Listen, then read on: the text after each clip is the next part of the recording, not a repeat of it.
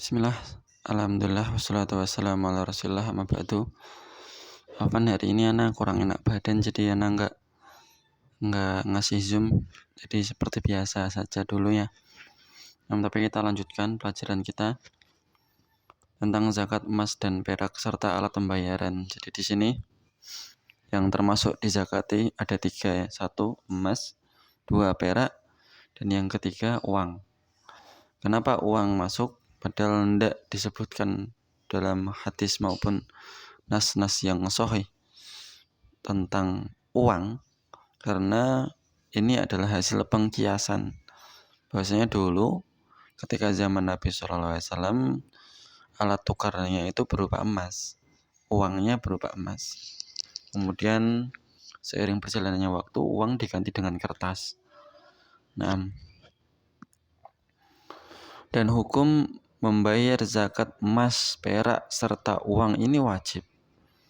Waladina yaknizuna adz-dzahaba wal fiddah wa la yunfikuna fi sabilillah fabashshirhum bi'adzabin alim. Barang siapa yang yaknizuna adz-dzahab, yang menyimpan ya emas, wal fiddah, dan juga perak, wa la yunfikunaha, dan tidak menginfakkan di jalan Allah, maka berilah kabar mereka tentang adab yang sangat pedih.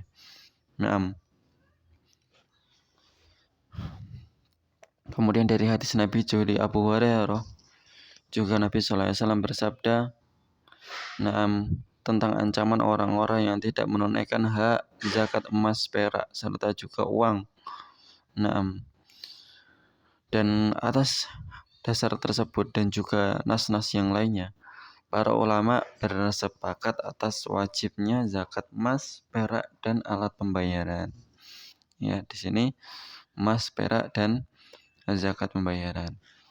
Dan ini adalah simpanan ya, berupa simpanan. Jadi antum dari ini konsentrasi, dia jika wajib zakat apabila mendapatkan 2 sebab. Yang pertama, nisabnya telah tercapai, dan yang kedua, telah dimiliki selama 1 tahun haulnya. Ya, nisab emas. Jadi di sini ada 2 nisab ya. Seorang boleh memakai nisab emas dan seorang boleh memakai nisab perak. Ya, sepertinya kalau sekarang orang jarang ya menyimpan emas, tuh jarang. Adanya deposit uang. Deposit uang itu apabila telah mencapai nisab, maka pada hari itu dihitung haulnya mulai dari hari itu. Contohnya sebentar. Tetapi seseorang boleh untuk memilih nisab mana yang baginya itu ya paling kuat, emas atau perak. Contohnya, kalau nisab perak, kalau seorang meyakini dengan nisab perak, berarti ukurannya adalah 85 gram perak. Berapa? 85 gram perak. Kalau diuangkan 85 gram perak ini ketemunya sekitar 60 juta rupiah. Jadi nisab tabungan yang harus dikeluarkan zakatnya, batasan ya, jumlah nisab itu batasan jumlah seseorang dihitung zakatnya apabila dia mempunyai tabungan, di tabungannya itu 60 juta. Ya. Itu kalau dia menggunakan nisab emas. Tapi kalau menggunakan nisab perak, yang mana perak itu 1 gramnya sekitar cuman 13 ribuan, dan nisab perak itu sekitar 595 gram kali 10 ribu lah katakanlah, atau 13 ribu, ketemunya cuman 8 juta atau 7 juta. Nah, boleh seorang milih nisab emas atau nisab perak, tapi saya sarankan untuk nisab perak karena sebagai bentuk kehati-hatian. Kalau seorang mempunyai katakanlah 8 juta dalam tabungannya, maka dia telah datang kewajiban zakat, tinggal menghitung haulnya. Nah, gimana cara menghitung haulnya? Nah, umpamanya hari ini tanggal berapa? 10 Muharram hari ini ya. Antum melihat rekening antum, ternyata 10 juta. Berarti sudah masuk zakat. Tinggal menghitung haulnya. Sampai tanggal 10 Muharram tahun depan, apakah selama itu tidak pernah kurang dari nisab? Nah, kalau tidak pernah kurang dari nisab, berarti kamu wajib zakat. Tetapi umpamanya bulan depan kamu sakit dan kamu harus mengambil uang yang ada dalam tabungan, nah akhirnya uang tabungan itu kurang dari nisab perak, misal jadi cuma 5 juta, maka gugurlah penghitungan haulnya dan gugurlah kewajiban zakatnya. Kemudian ditunggu lagi sampai waktunya rekening itu jumlahnya banyak lagi.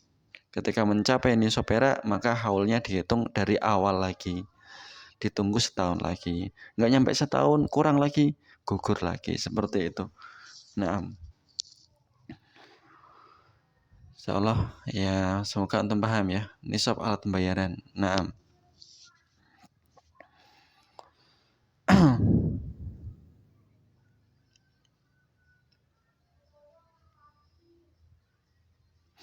ini nisab alat pembayaran ini sama dengan saya yang terangkan tadi. Nah, terus kemudian, nah, kewajiban yang dikeluarkan berapa sekarang? Kewajibannya adalah 22,5% dari hartanya tadi. Nah, kalau hartanya 10 juta, 2,5%-nya berarti 250.000. Nah, murah ya, insyaallah. 250.000. Nah, ini ada tugas, tapi enggak usah dulu lah. Ini tugasnya buat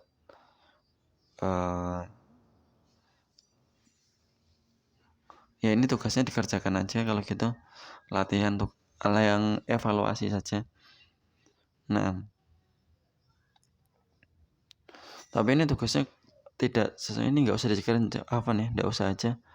Karena ini zakatnya gampang banget, tidak ngitung ini. Nanti aja kalau udah yang ngitung-ngitung. Nah, kita lanjut pelajaran tarikh.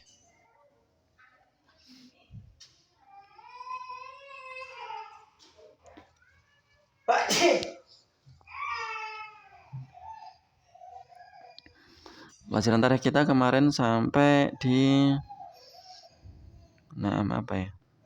Daulah Ayyubiyah ya, kalau nggak salah. Afwan. Kemarin sampai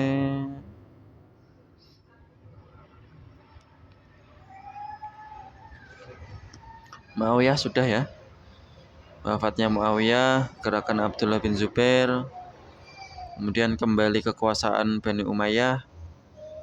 Nah, kemudian kita masuk ke khalifah berikutnya, yaitu khalifah Abdul Malik bin Marwan. Siapa Abdul Malik bin Marwan ini? Kita lihat silsilahnya yang ada di buku kalian. Nah, Abdul Malik bin Marwan itu adalah anak dari Marwan bin Al-Hakam. Ya. Dan juga Al-Hakam ini dari Al-As sampai ke Umayyah. Jadi ini saudara jauh ya sebenarnya, saudara jauh dari Muawiyah bin Abi Sufyan. Itulah di sini. Ketika Yazid bin Muawiyah itu selesai tahun 64 Hijri ya, diserahkan kepada anaknya yaitu Muawiyah II. Tetapi kemarin anaknya tidak mau dan menyerahkan, itu terjadilah muktamar. Yang mana muktamar itu akhirnya dari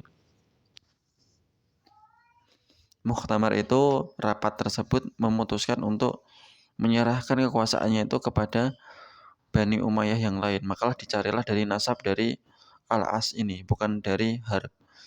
Ya. Kemudian ketemulah orang yang bernama Marwan Marwan bin Al-Hakam.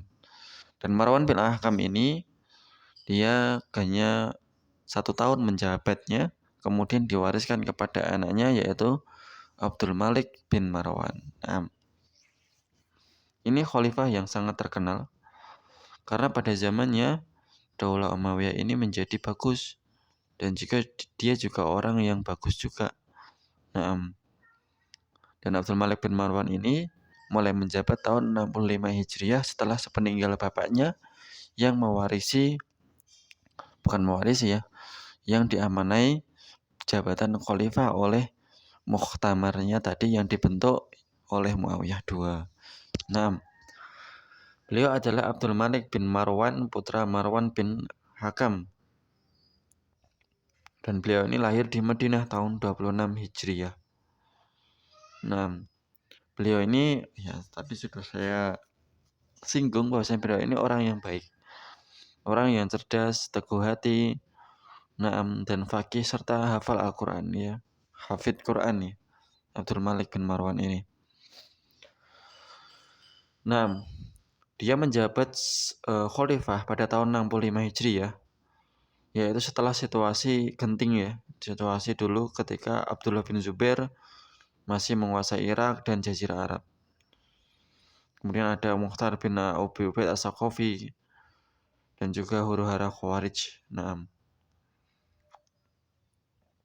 kemudian Abdul Malik singkat cerita bisa meredamkan ya gerakan-gerakan pemberontakan tersebut dan kembali membangun Daulah Umayyah. Nah, perkara-perkara penting yang dilakukan oleh Abdul Malik bin Marwan yaitu yang pertama mengarabkan berbagai penulisan penting. Nah, karena Daulah Umayyah ini banyak sekali, luas sekali dari berbagai macam bahasa, maka Abdul Malik bin Marwan ini beliau mengarabkan berbagai penulisan penting. Yang dari Persia, yang dari Romawi, beliau ini menjadikan pengetahuan mereka ini disalin ke dalam bahasa Arab. Nah, kemudian yang kedua, membuat pabrik mata uang yang memproduksi dinar. Nah, ini mata uangnya masih menggunakan emas. Nah, dengan bahasa Arab di Damaskus. Kemudian yang ketiga, menyempurnakan penaklukan Islam di wilayah Afrika Utara.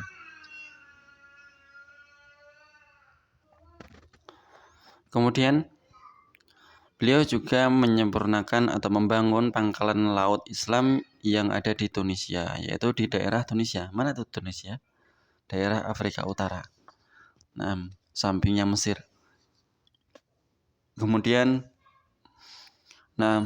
membangun kubah Sakhroh di wilayah Baitul Maqdis. Nah, kubah Sakhroh. Nah, ini kalau antum melihat itu kalau di Baitul Maqdis ada namanya kubah emas. Ya. Apa ya namanya? Saya lupa bahasa Inggrisnya apa ya. Dome of Rock atau apa gitu. Nah, itu kalau lihat, nah itulah ada bangunan seperti kubah, itu kubah Sakhroh itu yang sampai sekarang masih ada. Itu adalah bangunan dari Abdul Malik bin Marwan. Nah, kemudian Abdul Malik bin Marwan wafat pada tahun 86 Hijriah. Lama sekali ya. Termasuk lama ini menjabat sebagai khalifahnya, yaitu 21 tahun. Nah, kemudian beliau mewariskannya jabatan tersebut kepada anaknya yaitu Al-Walid bin Abdul Malik bin Marwan. Nah, setelah beliau meninggal. Nah, kita cukupkan pelajaran kita hari ini. Insyaallah Al-Walid bin Abdul Malik akan kita bahas pertemuan ke depan. Aku ada. Assalamualaikum warahmatullahi wabarakatuh.